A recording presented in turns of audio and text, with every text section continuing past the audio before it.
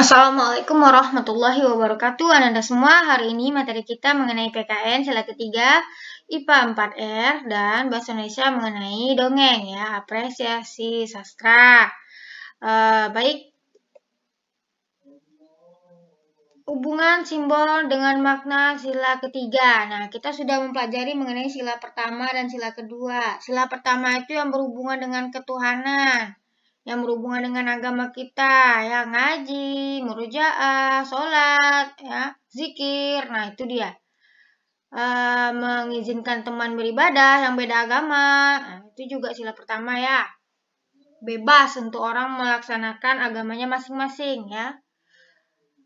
Yang sila kedua yaitu tentang adab, ya, kemanusiaan yang adil dan beradab. Adab dengan siapa? Dengan semuanya. Adab dengan ibu, dengan teman, dengan ayah, dengan guru, dengan tetangga, ya, ada adabnya, ya, dengan orang tua juga.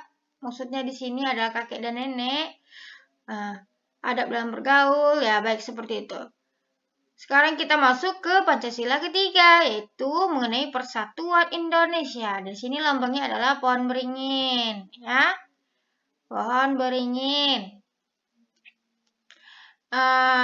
Artinya, nih lihat, ya, nih pohon beringin ini, ya, maksudnya adalah Indonesia adalah pemersatu bangsa. Kemudian akar gantung. Indonesia terdiri atas berbagai macam ras, etnik, suku, dan budaya. Itu maksudnya, ya. Jadi inti dari Persatuan Indonesia bagaimana pengamalan Pancasilanya, yaitu perbuatan yang termasuk dengan yang bersatu, maksudnya gitu. Jenis-jenis perbuatan yang membuat kita bersatu atau apapun itu yang membuat kita bersatu, nah itu merupakan pengamalan sila ketiga. Bersatu itu apa? Tidak berantem, ya. Nih, apa saja? Lihat. Kalau di lingkungan keluarga, apa yang membuat kita tuh bersatu yang tidak berantem? Saling menyayangi, menghormati, ya, saling menyayangi adik, menghormati orang tua. Kalau anti melawan dengan ibu kan berantem jadinya. Atau misalnya mengganggu adik, tidak sayang sama adik, adik nangis kan berantem jadinya. Nah, tidak bersatu, ya. Dan kerjasama dengan anggota keluarga. Itu merupakan pengamalan Pancasila dalam kehidupan sehari-hari itu di rumah, ya, di keluarga, lingkungan keluarga. Bagaimana pengamalan Pancasila ketiga kalau di sekolah, ya? Mau berteman dengan semuanya, tanpa membedakan suku, agama, ras, segala macam. Nah, ini yang nggak bikin berantem nih. Ya, ada tuh yang bikin berantem. Anak nggak diajak main. Nah, itu temannya berarti tidak mengamalkan Pancasila ketiga tuh.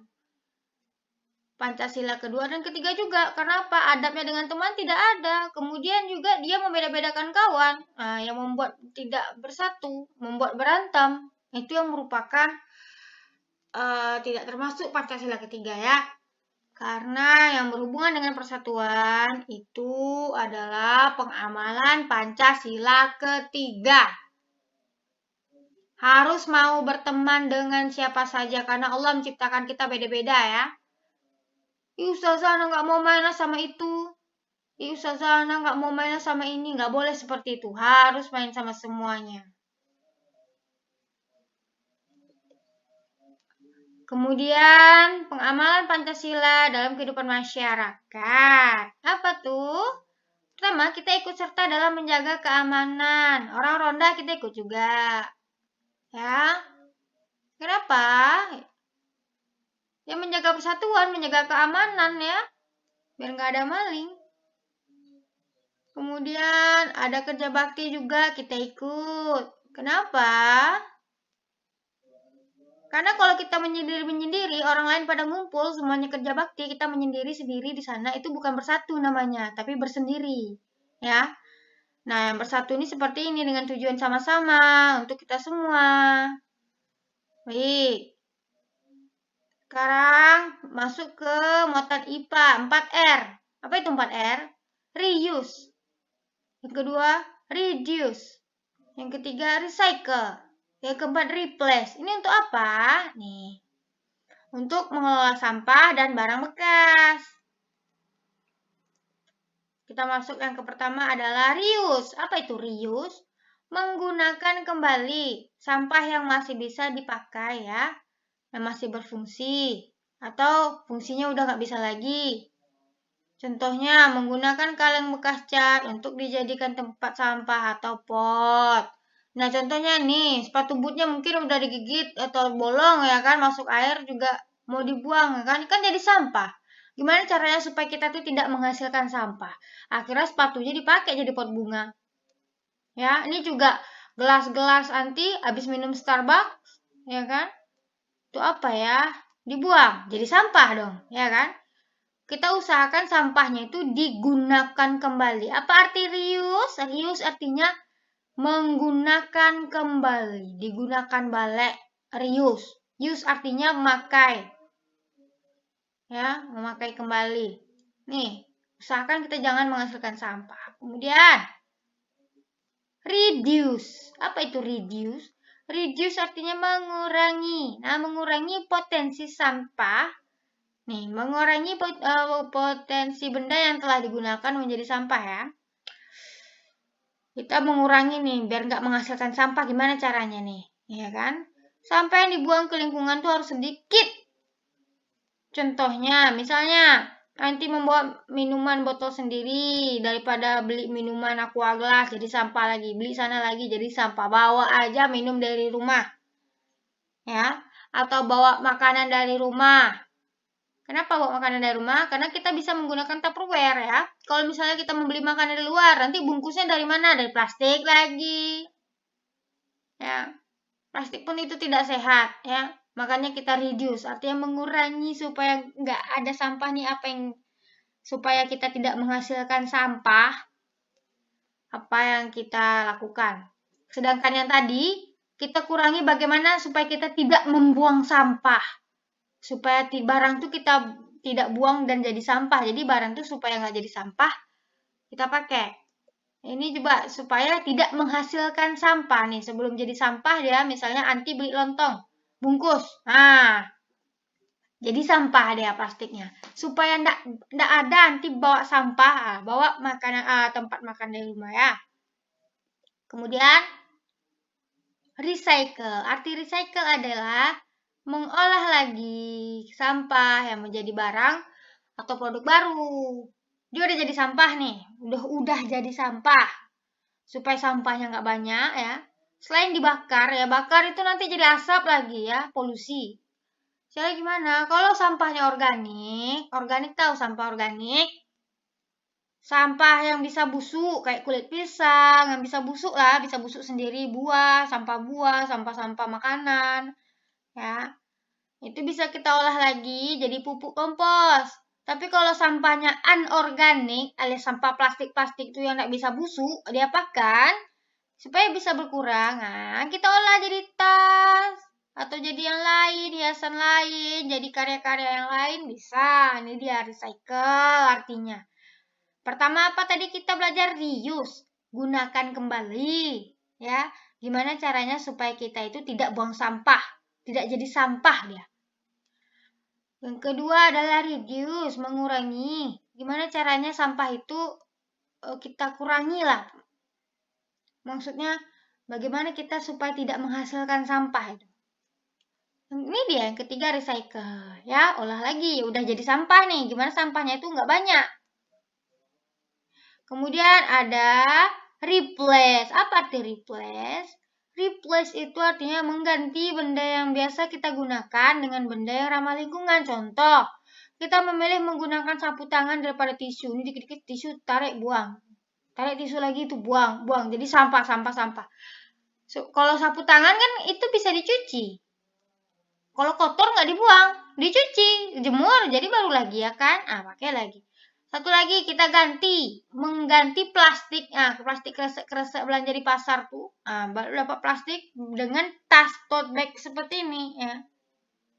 Kita kalau belanja masukin situ aja, nggak usah plastik lagi, datang plastik lagi, bungkus yang lain plastik lagi, nggak usah ya. Itu arti replace. Saya harap Anda semua mengerti. Kemudian kita masuk ke muatan bahasa Indonesia, yaitu kita menyampaikan isi dongeng dengan menggunakan peta pikiran. Maksudnya gini, sekarang kan kita belajar mengenai apresiasi. Apresiasi itu adalah bagaimana kita menilai. Apresiasi artinya nilai. Contoh, teman Anti menggambar ya, Anti nilai gambarnya. Wah, gambar Anti ini bagus nih, ini warnanya mantap, terus yang ini juga, tapi kurang ke tengah gambarnya. Itu apa yang Anti bilang tuh merupakan apresiasi. Ngerti apresiasi itu apa? Anti nilai. Bukan nilai 70. Nah, itu bukan ya. Tapi dijelaskan gitu. Kenapa ini begini? Wah, bagus sekali. Wah, jelek sekali. Kurang bagus. Menurut saya begini-begini. Nah, itu apresiasi. Nggak apa-apa. Sekarang yang kita nilai adalah dongeng. Ya, kita sampaikan isi dongengnya itu. Kita nilai dongengnya dengan menggunakan peta pikiran. Caranya ya. Misalnya ada dongeng nih. Gimana cara mengapresiasinya? Bagaimana cara kita menilainya? Ya, kita baca dulu. Nih, perhatikan peta berikut. Ada di buku Bu Penanti, ada judulnya Kelinci dan Kura-Kura kan? Nah, kita bikin peta-petanya begini. Peta-peta apa ini? Ya, kita bagi-bagi. Tokohnya siapa di situ? Kelinci, kura-kura, bekicot, dan keong. Ya. Sifat tokohnya bagaimana? Kalau kelinci sombong, keras kepala. Kura-kura itu pantang menyerah, ya. Terus, awal ceritanya gimana? Kura-kura mengajak kelinci lomba lari. Kelinci menerimanya dan mengira akan menang dengan mudah. Sombong dia kan? Akhirnya gimana? Kura-kura berhasil sampai lebih dulu. Tempatnya di mana kejadiannya? Di hutan. Jadi inti yang bisa kita ambil ceritanya apa? Hikmah dari pesan ceritanya. Janganlah berbuat sombong dan menganggap rendah orang lain. Tetap bersemangat dan gigih dalam mencapai sesuatu. Nah, begini cara Anti menilai sebuah dongeng tuh. Oh, ini dongengnya tentang ini. Intinya tentang apa? Hikmahnya, oh kita tidak boleh sombong. Seperti dalam buku BMR. Nah, kalau di buku BMR, hikmah dari ceritanya udah dituliskan di buku tuh kan. Cara membuat hikmah tuh begini. Nah, ini masuk dalam ujian ya. Unsur-unsur dalam dongeng. Unsur tuh apa? Unsur tuh adalah isi. Isi dalam dongeng. Pertama ada temanya. Tema itu artinya judul cerita. Kemudian ada alurnya. Apa itu alur? Jalan cerita. Kalau nggak ada jalan ceritanya, kan dongeng udah selesai lah ceritanya tuh. Kemudian ada penokohan. Penokohan itu apa? Ya tokoh dalam ceritanya siapa-siapa aja. Kemudian ada latar. Latar itu artinya tempat terjadinya di mana, di hutan. Atau latar waktu. Kapan terjadinya? Misalnya sore hari, ya, pagi hari. Latar namanya tuh. Latar tuh ada latar tempat sama latar waktu. Kemudian amanat atau hikmah dari cerita. Ini yang ada dalam dongeng nih. Kalau ndak ada amanat atau hikmah dari ceritanya, untuk apa bikin dongeng? Gak ada manfaatnya, berarti itu gosip aja berarti. Ya, kalau nggak ada judulnya, cerita apa itu? Nah, jadi semuanya harus lengkap ya. Ada judul, ada alur, ada tokoh, ada latar, ada amanat. Mengerti Anda semua? Sekian materi hari ini. Ustazah harap semuanya yang belum ngerjain tugas, nggak mau tugas ya udah Ustazah bikin 0. Besok pas terima lapor jangan kaget nilainya jelek ya. Assalamualaikum warahmatullahi wabarakatuh.